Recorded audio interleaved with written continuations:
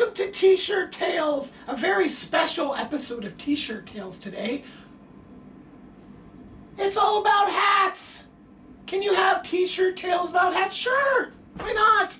Okay, first hat. This hat, JBD, Jerome Baker Designs. This was a glass bong company in the late 90s, right? So these guys, they had glass lathes, right? So they could spin like big giant tubes. So I was a glass blower for years, right? Like from 94, 5 or something like that, all the way up to 99 when I got busted. I had a glass shop with employees working, and they inherited my glass shop.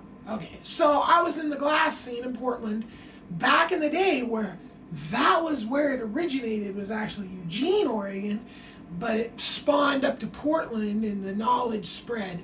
These guys, the Jerome Baker guys, I'm pretty sure they were out of Eugene, I'm pretty sure. So, and I'm also pretty sure that they got busted at on the same bust thing that got Tommy Chong, right? So the fascist Bush regime went after bongs, right? And they put Tommy Chong in prison. And I believe these Jerome Baker guys got busted. You know, because they were easy. I'm not 100% they got busted, but I'm pretty sure that I remember hearing that. And this would have been after I was already in prison, right? Because I got busted in the end of 99, right? But they were easy pickings because they had these giant glass lathes and the huge shops and were legitimate, you know? I mean, the fucking feds, I'm pretty sure, just went in and just annihilated their whole business. So, and weed's legal now, though, so, well, that's what you get when you get fascists and get it in control. All kinds of stupid shit goes wrong. So anyway, Black Sabbath. Guy, I went to Black Sabbath. This is, boy, I'm drawing a blank to whether it was before or after I got out of prison that I went and saw Black Sabbath. I seem to remember I went and saw Black Sabbath and Pantera.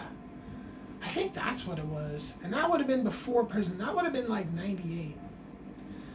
Yeah, I went with my buddy Diamond. I believe he even got the tickets or something like that. It was Pantera, Black Sabbath. I don't remember who the third band was, but yeah. And you know, it was a good concert. I mean, it fucking kicked ass. But everybody was stuck in their fucking seats, and I hate that. I cannot stand concerts where you gotta sit in a seat. No thanks.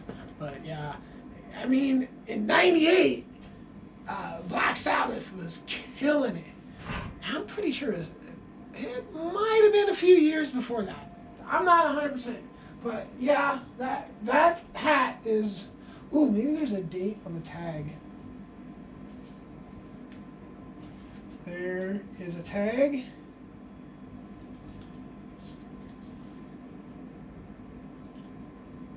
And there's no date. Alright. Moving right along. Okay. Saxer Brewery. Alright, so my buddy Jason? So he was this dude. I actually met the dude. I was blowing glass, and I hooked up with this couple guys that were blowing glass. We'd hang out, and I started blowing glass at their place, and then we all rented a shop together. And Lance was one. So we were 3 glass blowers, right? Lance was the dude that I think our friendship lasted years past the glass blowing thing. Like, I kind of retired out of the glass blowing and went into full-time weed smuggling. But, so then Lance introduced me to this guy, and he is actually, Lance is from like Virginia or something like that, but this guy grew up in like the west side of Portland. I think he went to Wilson. So some fun stories about Saxer Brewery. They used to have what they called short fills. So any bottle that didn't have like within like this much of a perfect fill, over or under, typically they were under, that would get kicked out. And he would get these. And I was selling weed. And I would trade him 3 cases of short fills for a bag of weed, right? And a bag of weed that I was giving him, I always sold tenths, not eighths. I sold tenths, 2.8. It was I had to make money, right? So 2.8 grams of weed, I sold it to him, I got 3 cases of beer. Now, I went through, and anything that was like decent, I threw it into savings, right? In the basement. And I saved up 80 cases of beer, and I rented a freaking U-Haul, and I bought a booth and a huge parking camping permit for the first ever hemp high times through Hemp Fest, right? So I took this 80 cases of beer that I had gotten, all Saxer, and like freaking awesome beer, like Doppelbock, and like they were doing like lager style beers, and they were making like really high quality stuff, and a lot of times they had like super high alcohol, right? And so I'm mainly collecting these things over the wintertime. And then, so I'm taking all this wintertime beer to a summer festival, and just people were, I had my crew of people that I took down there, and they would come to me, and I piled the 80 cases up and filled ice and dry ice and moving blankets over it to keep everything cold, and it worked great. And I took it all down there, and I spent the friggin' day filling coolers with beer, varieties of beer, and then they'd pay me, and then then they go, and they all day like that, right? So, and people were like, man, I sold this guy his first beer, and he just passed out drunk. Like, see, 4 or 5 beers later, man, we got that place just trash, right? So I used to go to Saxer, because he would be there brewing until sometimes like 2, 3, 4, 5 o'clock in the morning, right? And they had a fucking tap room right there. So, I mean, it was fun. I'd go there, I'd show up at like 1 a.m. or something like that, and we'd just fucking go and fill our beers up and start bullshitting and hanging out and smoking weed and just doing whatever the fuck we wanted to do. And, you know, he's doing the whole brewmaster thing, or he wasn't the master, but he's the brew whatever. And I did this hung out with that dude forever, man. He was a really, really, really good friend for a long time. And I actually remember the fucking night that I lost his friendship. And I saw him after I got out of prison, and he was just like, didn't want nothing to do with me. And I was like, oh man, that's a bummer. Because we used to have some really good times together. But yeah, this Saxer Brewery, they started buying other breweries. So they bought Nor'Wester, which I had one of their Nor'Wester t-shirts here, and one other brewery. So they pulled it off the first time. So they were a lager brewery, and they turned around and bought, I think, Nor'Wester, and they did ales, right? So okay, now they can do ales. But then they turned around and they bought another brewery, and I guess that just literally pulled them under, and they went out of business. And their beer was just amazing. Now you gotta realize what the freaking microbrew beer scene in Portland, Oregon was over the early 90s, mid 90s, over the 90s, just the 90s, right? It was crazy. When it first popped off, I mean, it was like a, like a bubble, freaking just breweries opening up with, and every brewery just had to have a tap room, restaurant, whatever. And a lot of breweries were kind of adding that on to them. And it was just like, explosive, right? And after a few years, some started falling off. Some that came in big and had names and t-shirts, they just weren't able to make it. So the Saxer was buying up breweries, and it worked once. I think the deal is it worked once, and the second time it didn't. And they had a beautiful brewery out in Beaverton that was just, I remember I used to just snack on the caramel barley malt. Oh, that shit was delicious. So, yeah, that's too bad, man. They, see, the lagering of beer is a lot more technically difficult than the aling of beer. Right? And they were like, you start talking about, it's like true German, only allowed water, yeast, barley, and hops. Like those 4 ingredients. It's like the German purity law of like 1616 or something like that. Like the year 1616, they wrote up laws said you can only put these 4 ingredients in beer. Moving right along. Land Rover. This is their, this is like a 50-year anniversary hat. I didn't realize that. So 1948 to 1998. And I actually had 2 Land Rovers. I had the first one I bought from this collector car place and outside of, it's in Beaverton, Oregon. So I bought them both actually from this place in Beaverton called like Investment Autos or something like that. And so the first one, I went in there and it was like $15,000, and it was red, and it was a 94, and I looked that thing up and all over, down, looking all over, down, right? Never looked up. I don't know, they like ran a parking garage or some, but I didn't notice it. It wasn't, it was like noticeable eventually, and it had like over 100,000 miles on it, right? And I don't remember what the trim level was, but basically I was like, meh, and then bought, I bought the freaking red one and took it to the shop.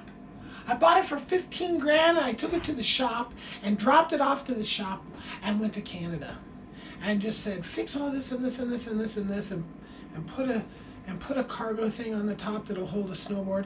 And the freaking cargo thing they put, I go, will it hold a snowboard? Oh yeah.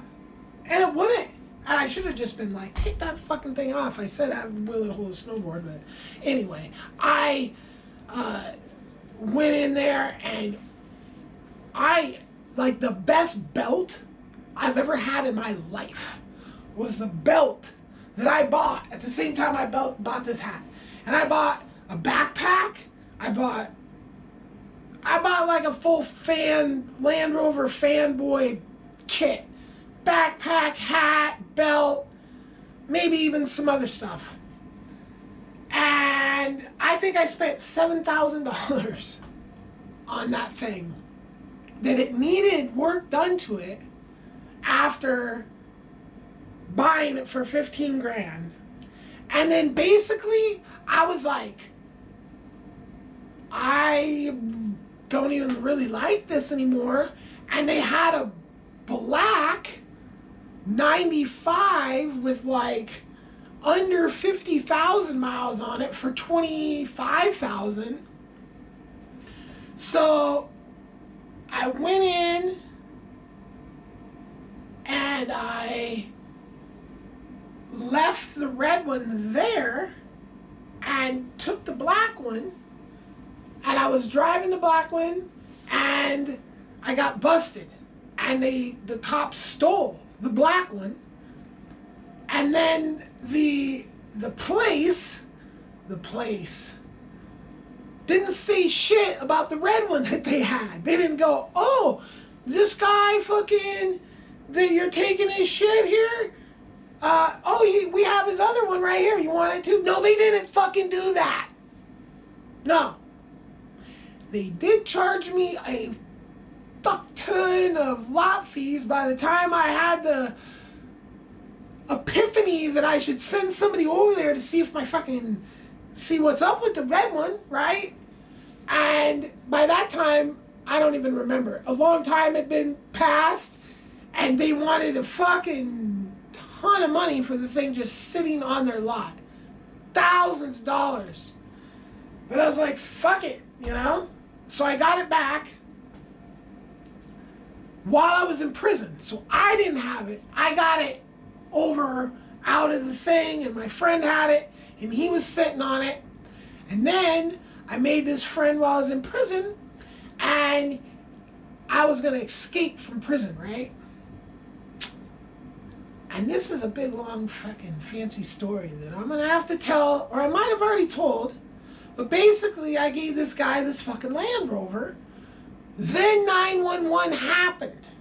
And the dude was like, I don't want to get anywhere near an Air Force base. You know, because apparently everybody was freaking the fuck out. So he basically didn't show up. Right? So now he has my Land Rover. I'm still in fucking prison. And years go by, but I had his sister's and I said, look, I'm getting out. I want my shit paid off. You know, pay me for that shit. Right?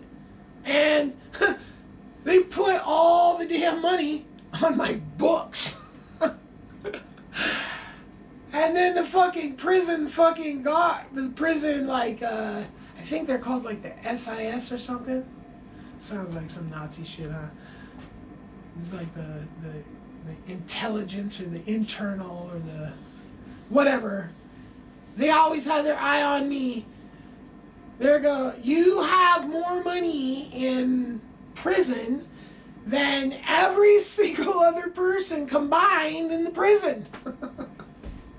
Because I had money coming in all the time, right?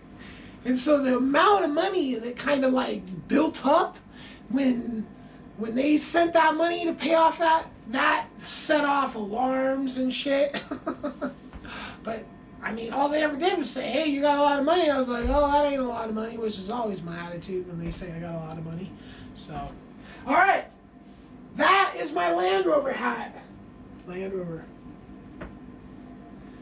And last but not least, this is from a concert. Okay. Oh, this is coming to me. Okay, Fight. This is Rob Halford's band after he broke up with Judas Priest. Okay? So these guys were in Portland touring. Now, here's how it went for these guys, right? Like, you had Halford that would fly in, maybe, you know, sleep in a hotel or whatever, and then, you know, go do the show and then fly out. Then you had, like, the bandmates, right? So, like, the rest of the band. And it was a heavy band, right? So, they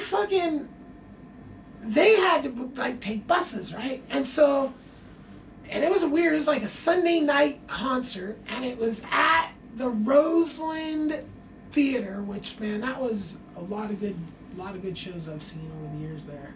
So I always knew security and, you know, and I've got a lot of backstage stories in the concert t-shirts, which is the next bin, which is full of really crazy stories. So the security grabs me and says, hey, go backstage. Now I'm hanging out with these dudes and they want some coke.